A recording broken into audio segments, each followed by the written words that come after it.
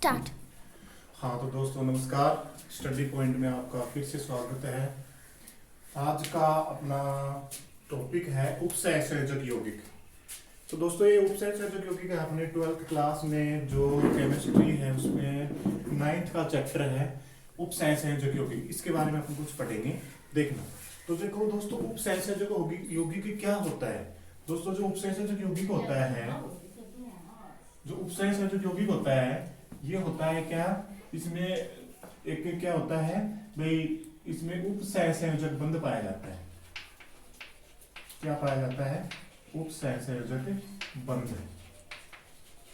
दोस्तों जिन यौगिकों में उपसंयोजक बंध पाया जाए, जिन यौगिकों में उपसंयोजक बंध पाया जाए वो क्या कहलाते हैं? उपसंयोजक यौगिक। ठीक है दोस्तों, जिन यौगिकों में उपसंयोजक बंध पाया जाता है वो उपसंयोजक यौगिक कहलाते हैं। तो जो उपसंयोजक यौगिक की परिभाषा क्या होगी कि भाई जिनमें वे यौगिक जिनमें उपसंयोजक बंध पाया जाता हो उपसंयोजक यौगिक कहलाते हैं। ठीक है, अब देखो दोस्तों जो उपसंयोजक यौगिक है उसमें जो उपसंयोजक बंध है वो कैसा होता है। दोस्तों उपसंयोजक बंध है ना, दो परमाणु या दो स्पीशीज के मध्य होता है। जैसे कि एक तो ए मान ले और एक क्या मान ले, बी। ठीक है, तो ए और बी दो स्पीशीज के मध्य इस प्रकार से बंध पाया जाता है। इसमें ए तो क्या है, एक स्पीशीज तो क्या देता है, इलेक्ट्रॉन युग्म का दान करता है और एक क्या करता है, ग्रहण। और इनके मध्य जो बंध होता है उपसंयोजक उसको एरो के निशान से प्रदर्शित करते हैं, तीर के निशान से प्रदर्शित करते हैं। ठीक है, तो क्या है उपसंयोजक यौगिक में भेज क्या है, किसके उपसंयोजक यौगिक किसमें पाया जाता है भाई, स्पीशीज जिसमें एक स्पीशीज जिसमें एक तो क्या है इलेक्ट्रॉन युग्म का दान करे और एक क्या करे, इलेक्ट्रॉन युग्म को ग्रहण करे। तो उन स्पीशीज के मध्य क्या है जो बंध पाया जाता है वो क्या कहलाता है, उपसंयोजक बंध। ठीक है, मतलब इलेक्ट्रॉन युग्म ग्राही व इलेक्ट्रॉन युग्म दाता स्पीशीज के मध्य जो बंध पाया जाए वो क्या कहलाएगा, उपसंयोजक बंध। या एक स्पीशीज इलेक्ट्रॉन युग्म का दूसरी स्पीशीज को इलेक्ट्रॉन युग्म का दान करे तो जो बंध बनता है उसे क्या कहते हैं अपन, उपसंयोजक बंध। तो जो उपसंयोजक बंध युक्त यौगिक हैं उसे क्या कहते हैं अपन, उपसंयोजक यौगिक। उसे क्या कहेंगे अपन, उपसंयोजक यौगिक। ठीक है दोस्तों, तो उपसंयोजक यौगिक किसे कहेंगे, उपसंयोजक बंध युक्त यौगिक को। अब देखो उपसंयोजक बंध किसमें पाया जाएगा, एक तो इलेक्ट्रॉन युग्म दाता, इलेक्ट्रॉन युग्म दाता स्पीशीज। ठीक है दोस्तों, और एक क्या होता है, इलेक्ट्रॉन युग्म ग्राही स्पीशीज।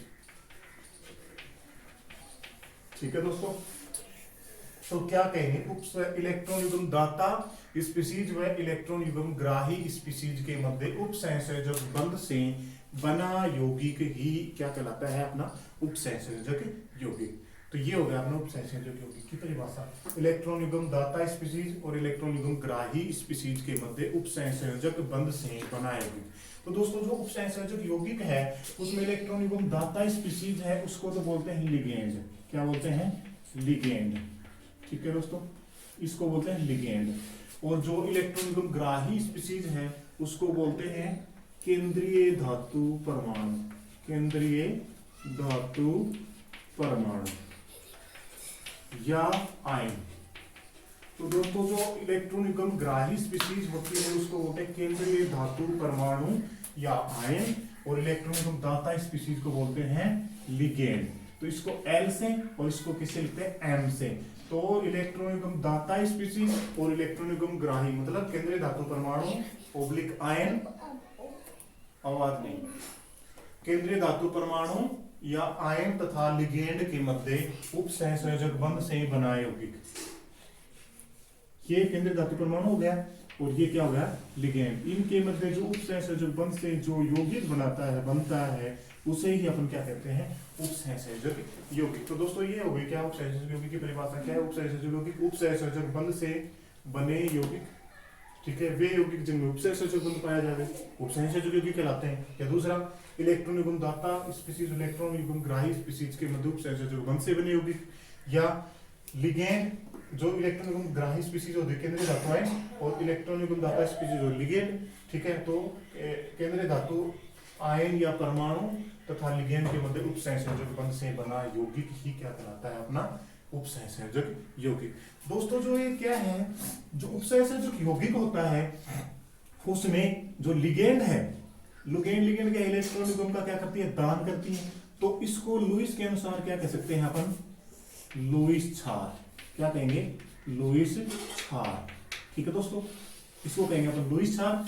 और ये इलेक्ट्रॉन युग्म ग्राही है तो इसको क्या कहेंगे, लुईस अम्ल। इसको क्या कहेंगे अपन, लुईस अम्ल।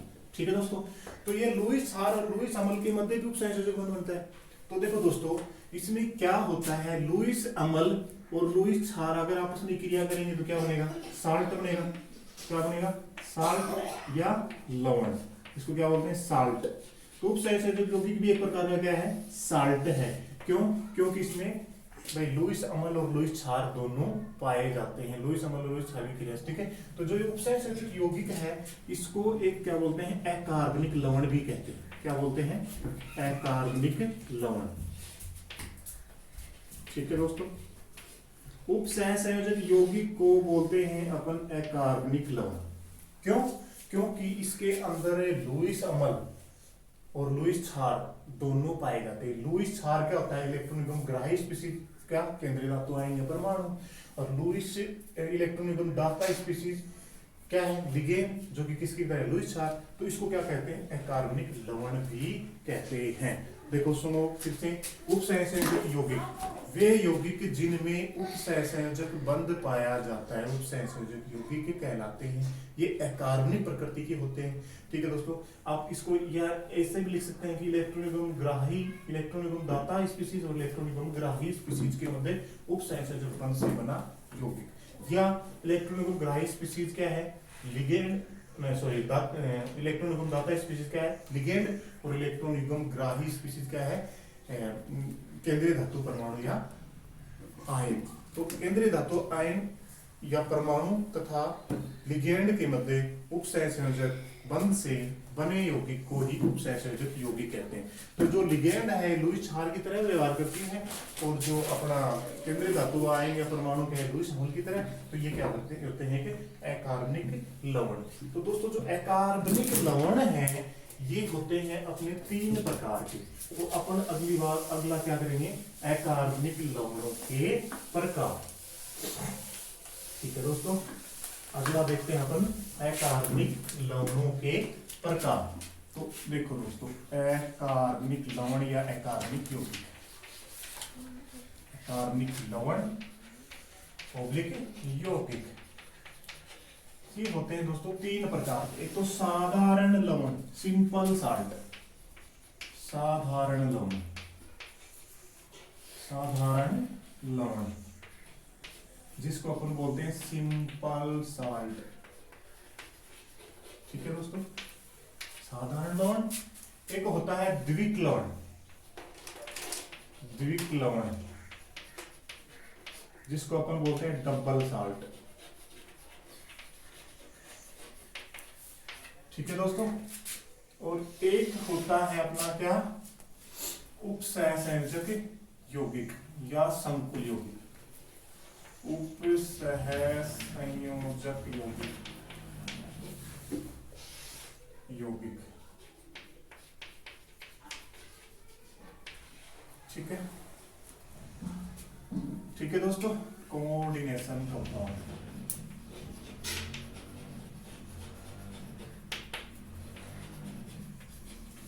तो देखो दोस्तों, इसमें क्या अंतर होते हैं। जो ये सिंपल साल्ट है ये बनता है किससे, उदासीनीकरण अभिक्रिया से, उदासीनीकरण अभिक्रिया से निर्माण होगा इसका। ठीक है दोस्तों, जो उपसंयोजक यौगिक सॉरी साधारण लवण है इसका निर्माण उदासीनीकरण अभिक्रिया से होता है। जो द्विक लवण है इसका निर्माण किससे होता है, साधारण लवणों से, मतलब 2 साधारण लवणों से, 2 से अधिक साधारण लवणों से, 2 इसका निर्माण 2 साधारण लवणों से होता है, से निर्माण। ठीक है दोस्तों, इसका क्या है, किससे निर्माण होता है, दो साधारण लवणों से, ठीक है। और इसका क्या होता है, इसका जो योगशील अभिक्रिया, इसका होता है योगशील अभिक्रिया से निर्माण, ठीक है।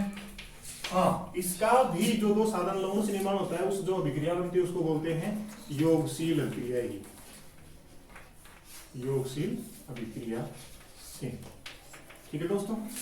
तो जो साधारण लवण उसका उदासीनीकरण की अभिक्रिया से निर्माण होता है, इसका दो साधारण लवणों से निर्माण होता है, योगशील अभिक्रिया से निर्माण होता है, और इसका भी किससे होता है, योगशील अभिक्रिया से, ठीक है। जो अपना साधारण लवण है उसमें क्या है, एक ही प्रकार का धनायन होता है, धनायन व एक ही प्रकार का ऋणायन होता है, ठीक है दोस्तों। एक ही प्रकार के क्या होते हैं, धनायन, व एक ही प्रकार के क्या होते हैं, ऋणायन, ठीक है। जो अपना साधारण लवण है उसमें एक ही प्रकार के धनायन और एक ही प्रकार के ऋणायन पाए जाते हैं। जो द्विविक लवण है उसमें क्या है, एक से अधिक प्रकार के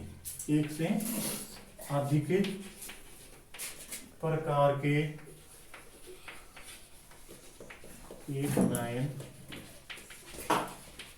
व ऋणायन पाए जाते हैं, ठीक है दोस्तों।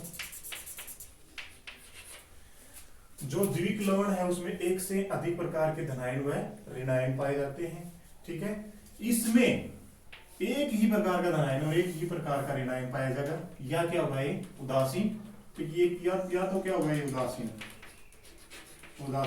या एक ही प्रकार का धनायन व ऋणायन, ठीक है दोस्तों। एक क्या है, जो सिंपल साल्ट है या साधारण लवण है उसमें जो बंध पाया जाता है उसको बोलते हैं आयनिक बंध, ठीक है। या इसको बोलते हैं स्थिर वैद्युत आकर्षण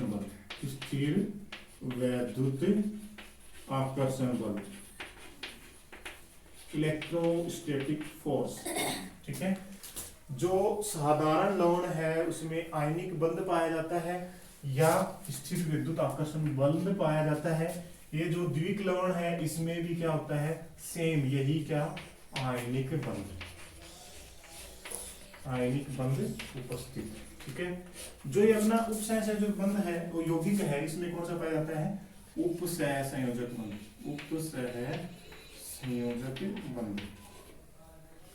दोस्तों। इसको भी इसमें क्या पाया जाता है, उपसहसंयोजक बंध, ठीक है। ये हो गया अपने क्या, उपसहसंयोजक यौगिक, साधारण लवण, द्विविक लवण। देखो साधारण लवण किससे बनता है, उदासीनीकरण अभिक्रिया से। जो द्विविक लवण है ये योगशील अभिक्रिया से, ठीक है, ये योगशील यौगिक है, ठीक है। उपसहसंयोजक यौगिक भी योगशील अभिक्रिया से बनता है, ठीक है। ये जो द्विविक लवण है दो साधारण लवणों की योगशील अभिक्रिया से बनेगा, ठीक है। ये क्या है, एक ही प्रकार के इसमें धनायन ऋणायन पाए जाते हैं, इसमें एक से अधिक प्रकार के धनायन ऋणायन पाए जाते हैं। और इसमें ये क्या है, ये तो या तो उदासीन होगा या एक ही प्रकार का धनायन और एक ही प्रकार का ऋणायन होगा, ठीक है। जो अपना साधारण लवण है वो कैसा होता है, आयनिक प्रकृति का, तो उसमें बंध भी कैसा होगा, आयनिक बंध, ठीक है। इसमें इस जो आयनिक बंध को स्थिर वैद्युत आकर्षण बल भी कहते हैं। इसमें आयनिक बंध पाया जाता है द्विविक लवण में भी, और इसमें क्या पाया जाता है, उपसहसंयोजक बंध। तो दोस्तों जैसे कि जो साधारण लवण है उसके कुछ एग्जांपल देखते हैं, जैसे NaCl, KCl, CSCl, ZnS, NaCl, MgCl2, ये सभी क्या हैं, साधारण लवण के उदाहरण। अब इसके बाद में द्विविक लवण, ये किससे मिलेगा, साधारण लवणों से। तो इसके उदाहरण देखो दोस्तों, एक तो होता है क्या, KCl, MgCl2.6H2, इसको बोलते हैं अपन कार्नेलाइट, ठीक है दोस्तों। ये क्या है कि अपना द्विविक लवण KCl डॉट MgCl2.6H2O। एक होता है अपना फेरस अमोनियम सल्फेट। देखो दोस्तों उसका सूत्र रहता है FeSO4 अमोनियम सल्फेट, फिर क्या है NH4 की होल ट्वाइस SO4.6H2O। इसको बोलते हैं अपन फेरस अमोनियम सल्फेट, या इसका दूसरा नाम है मोर लवण। इसको बोलते हैं मोर लवण, मोर साल्ट। दोस्तों ये टाइटेशन में काम आएगा, जो अपने टाइटेशन जो पहला प्रैक्टिकल है टाइटेशन का उसमें काम आता है, ठीक है। मोर लवण इसकी टाइटेशन की जाती है, ठीक है। एक होता है फिटकरी, इसको पोटास एलम भी कहते हैं। फिटकरी K2SO4 Al2SO4 की होल थ्राइस डॉट 24H2O। इसको बोलते हैं अपन फिटकरी। ये फिटकरी का सूत्र है। तो जो फिटकरी है, मोर लवण है, कार्नेलाइट है, ये सभी क्या है डबल साल्ट है। क्या है डबल साल्ट, द्विक लवण, मतलब एक से अधिक कार्बनिक लवण जैसे साधारण लवणों से बने होते हैं। KCl MgCl2.6H2O carnallite, FeSO4 NH4 NH4 की होल ट्वाइस SO4 6H2O मोर लवण, और इसके बाद में K2SO4 Al2SO4 की होल थ्राइस 24H2O।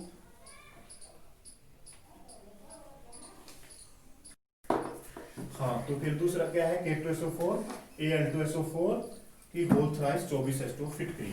ये सभी किसके हैं द्विक लवण के। NaCl KCl MgCl2 CHCl ये सभी किसके हैं अपने साधारण लवण के। रहा उपसंयोजक यौगिक, उपसंयोजक यौगिक के एग्जांपल देखो दोस्तों, ये है एक उपसंयोजक यौगिक K4FeCN6। ये क्या है एक अपना उपसंयोजक यौगिक, ठीक है दोस्तों। तो ये क्या हो गया अपना उपसंयोजक यौगिक का एग्जांपल। ये है अपना उपसंयोजक यौगिक। उपसंयोजक यौगिक के बहुत सारे उदाहरण हैं, अपन जब चैप्टर पढ़ेंगे तो सारे उदाहरण आ जाएंगे, अभी मैं एक ही लिखवा रहा हूँ इसमें, ठीक है। ये हो गया अपना अकार्बनिक लवण या अकार्बनिक यौगिक, जो तीन प्रकार के होते हैं। साधारण लवण, साधारण लवण किससे बनता है उदासीनीकरण अभिक्रिया से, ठीक है। एक ही प्रकार के धनायन ऋणायन पाए जाते हैं इसमें, ठीक है। आयनिक प्रकृति का, आयनिक बंध, स्थिर विद्युत आकर्षण बल, ठीक है। Example KCl NaCl CHCl MgCl2। द्विक लवण दो साधारण लवणों से की योगशील अभिक्रिया के द्वारा, ठीक है। इसको जोइंटली लिखे तो क्या, दो साधारण लवणों की योगशील अभिक्रिया के द्वारा, या दो साधारण लवणों से निर्माण अभिक्रिया दोनों से होगी योगशील अभिक्रिया, ठीक है। एक से अधिक प्रकार के धनायन व ऋणायन इसमें पाए जाते हैं। आयनिक बंध उपस्थित होता है KCl MgCl2.6H2O जिसको कार्नेलाइट बोलते हैं, ठीक है। इसका एग्जांपल है इसी प्रकार FeSO4 NH4 की होल ट्वाइस SO4.6H2O जिसको मोर लवण फेरस अमोनियम सल्फेट बोलते हैं, ठीक है। इसके बाद में क्या है K2SO4 Al2SO4 की होल थ्राइस डॉट 24H2O जिसको अपन फिटक्रिया पोटास एलम बोलते हैं। ये भी क्या है द्विक लवण का उदाहरण।